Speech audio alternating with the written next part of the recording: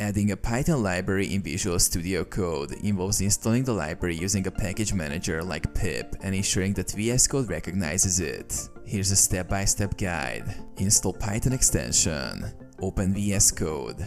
Go to the extensions view by clicking the square icon on the sidebar or pressing Ctrl plus Shift plus X. Search for Python and install the official extension by Microsoft. Open Terminal. Open VS Code and load your Python project or create a new one. Open the integrated terminal by pressing Ctrl plus or selecting Terminal, New Terminal from the menu. Activate Virtual Environment. If you are using a virtual environment, activate it before installing libraries. Install the library. In the terminal, use pip to install the library. For example, to install the requests library, type pip install requests. Press enter to run the command. The library will be downloaded and installed. Verify installation.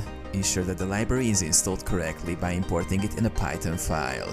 Create a new Python file or open an existing one and add. Run the file by pressing F5 or using the Run button.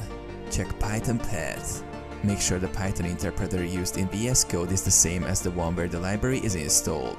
You can change the interpreter by opening the command palette, typing Python, select interpreter and selecting the appropriate interpreter.